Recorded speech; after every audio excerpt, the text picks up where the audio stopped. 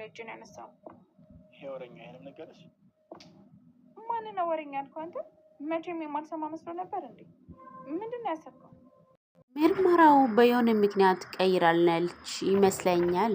ሳሚ ለሀረግ እንደዛ ብሎ ስናገር ሀረግ ደግሞ በፍጹም ይሄ አይሆንም። ሳሚ ደግሞ ሀረግዬ ተረጋጊ፣ እኔ እንደዚህ ልትሆን አይደለም የተናገርኩኝ፣ በቁሜ ነው እየገደለችኝ። እኔ ይሄን ነገር ካላይ ባይ ሚሞት መርጥ። ወይኔ ሀረግ ሳሚን ሊቀቀኝ፣ ደህና ነኝ። ያቺ ውርደታም ሂጄ ሳላወረዳት እኔን ምንም ነገር አልሆነም። አሁንም እንግዲህ ወይኔ ሀረግ ሳሚ ደግሞ እርግጠኛ ለሰላም ሂደሽ ሁሉም ነገር በዝርዝር ትነግሪ? አዎ እነግራታለሁ። ኢደር መጣችና ሳሚ አንድ ላናግር ስል ሀረግ ደግሞ ከአይን አወጣሽ፣ እንዴት ነው የምታምሪ? እቺ ልጅማ ጠበቅ ማድረግ አለባት። ሂድ ሳሚ አናግራት። መጣው በቃ ሀረግዬ ማን አባት ስለሆንክ ነው ዳግም ላይ ይሄ ወረኛ ሄዶ ደግሞ ላንቺ ነገር? ማን ነው ወረኛ ልከው? አንተ መቼን ማልሰማ መስሎህ ነው? ምንድነው ያሰብከው? ብሌ አንዴ ላስረዳሽ። እኔ እንደዛ ማለት ፈልጌ ወንድና ወንድ ይጋጫል። ለአንቺ ደግሞ መናገር አስፈላጊ አይደል? አስፈላጊ አልነበረም። እኔ ቢሆን አላረገው። ወንዱ አንተ ወንድ ነው፣ ዳግም ደግሞ ሴት ነው። የእናንተ ወንድነት መደባደብ ነው። ቢገባ ምን አይነት ማሰብ እንደማልችል ያሳ ብሌ ራሱ እኮ ነው የጀመረው ስትል ሳሚ እንደዛ ሲል ብሌ ደግሞ ደጋጋሚ ማያመን ሰው አደረግ። ከዚህ በኋላ መቼም ቢሆንም አላምነውም። ዳግም ደግሞ አዎ እኔ እንደማታምኑ ያውቃለሁ። እኔ ግን ለአንቺ ሁሌ እያሰብኩኝና አንቺ ስለ እኔ ባታምንም አይገርመኝም። አንቺ ሁሌ ከኔ ተቅራኔ ዳግም ጋር መጣል ፈልጌ አይደለም የሄድኩት፣ ግን በጣም ስለተናደድኩኝ ነው። ከዛ እሱ ደግሞ መልሶ ሰደበኝ። ለምን እንደማታግዘው ነገርኩ። እሱ ግን መስማት አልቻለም። ከአንድም ከሁለቴም ብዬ ለአንቺ ብዬ ትቼያለሁ። አሁን ግን አልታግዝም አልኩኝ። ግን ከዚህ በላይ አልቻልኩም። ለኔም ወንድ ነኝ፣ ለኔም ክብር አለ ብለን ደግሞ እና ወንድ ስለሆንክ ነው መጣክ፣ ክብር ስላለ መታገዝ አልቻልክም። ዳጊ ደግሞ አዎ እኔ ከዚህ በፊት ላንቺ ብዬ በጣም ታግዣለሁ። እንግዲህ እሷም በጥፊ አለችው። በጥፊ ካለችው በኋላ በል አሁን እኔን መታኝ። አንተ የምትመዝነው ነው ሁለቴ ሶስቴ ከተመታ ነው። እሱ እንደዚህ ስለመታ አይደል የመጣ? ሁለት ጊዜ ነው በነገራችን ላይ የመታችው። በለኝ፣ ቀጥለኝ፣ ምተኝ። ሁሉ ሰው ቀጠቅጣለሁ እያልከኝ አይደለ? በል እኔን አሁን ምተኝ። ምን አይነት አውሬ እንደሆንክ እኮ ወይስ ሶስተኛ ጊዜ ልምታ? ዳግም ግን ሁለት ጊዜ እድል ነው የሰጣክ፣ ለእኔ ግን ሶስት ነው። በል ምታኝ። የመታ ሁሉ አይደለ የምትመታው? ምን ትጠብቃለህ? ምታኝ።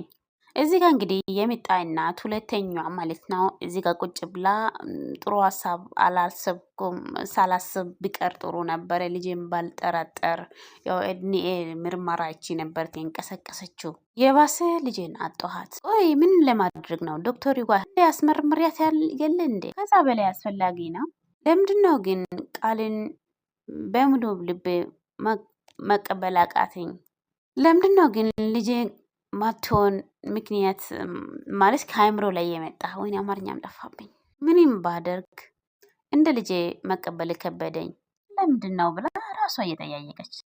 እናትና ልጅ እኮ በድምና ስራዎት ይታወቅ። እኔ ግን አስመርምሪያት እንኳን ምንም አቅቶኛል። በዚህ ሰዓት ምንም የእናትነት ስሜት የተሰማኝ ከእሷ ይልቅ ለብሌል ነው ጥሩ ስሜት የተሰማኛል። እንግዲህ አንዷ መታ በር አንኳኩታ ቃል እዚህ አለች ስትል አዎ አለች። ምን ፈልገሽ ነው?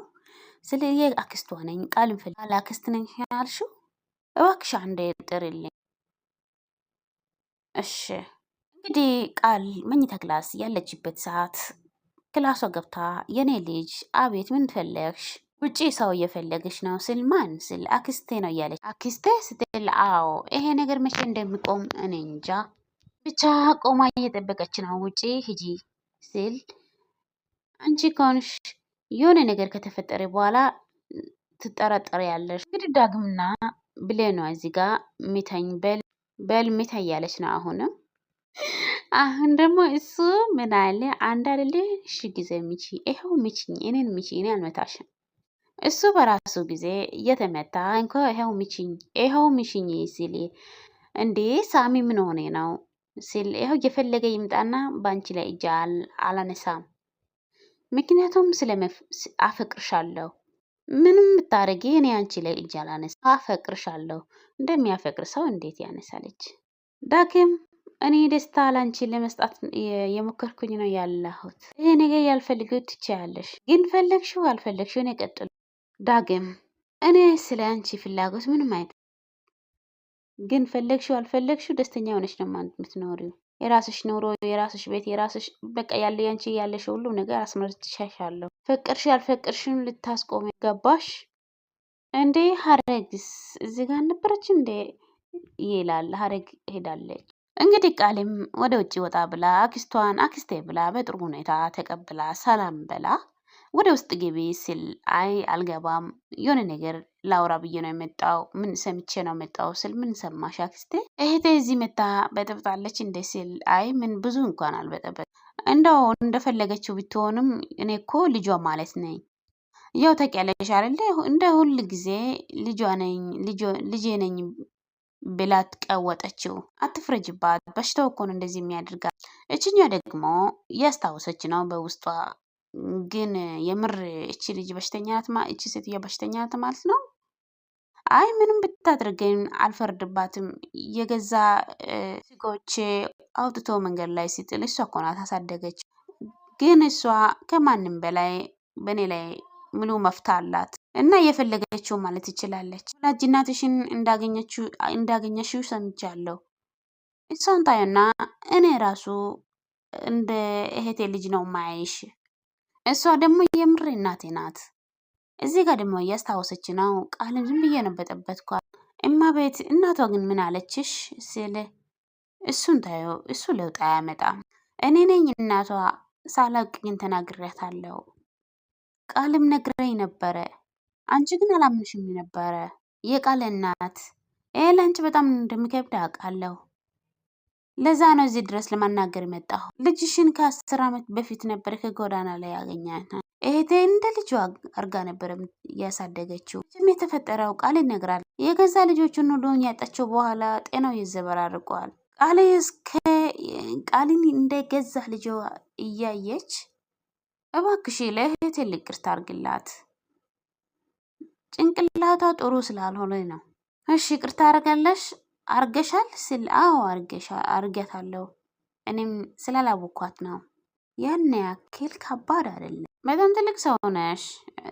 ለዛ ላይ ቃል የሚታክል እንደሆነ ለቃል የእውነተኛ አክስቷ ብኖር ደስ ይል ነበረ ሲል የቃል እናት ደግሞ አንቺ አሁንም አክስቷ ነሽ።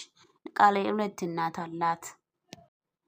ለምንድነው አክስቴ ግን ትንሽ ቆይተሽ ገፍተሽ አትሄጂም ሲል አይ አክስቴ እንደመጣችሁ እህቴ እንደመጣችሁ ሰምቼ በሩ እንደው ሳልዘጋ ነው የመጣው ስል እሺ እነሽ ሰላም ይባላለሁ፣ እማቤት ይባላለሁ፣ ብትገቢ ደስ ይል ነበር። እንግዲህ እማቤት እዚህ ጋር ትክክል አልነበርኩም። ልጄ እውነቷ ነበር የነገረችው። ትክክለኛው ነገር ስትናገረኝ ልጄን ማምነ ነበረብኝ። ለምንድነው እማቤት ወደዚህ መጣችሁ ስትል ከመጣሽ ምን ችግር አለ? እህትሽ አይደለች እንዴ ስትል እማቤት ደግሞ የኔ እህት አይደለችም። ልክ እንደዚች ቅጣፋ ውሸታም ናቸው።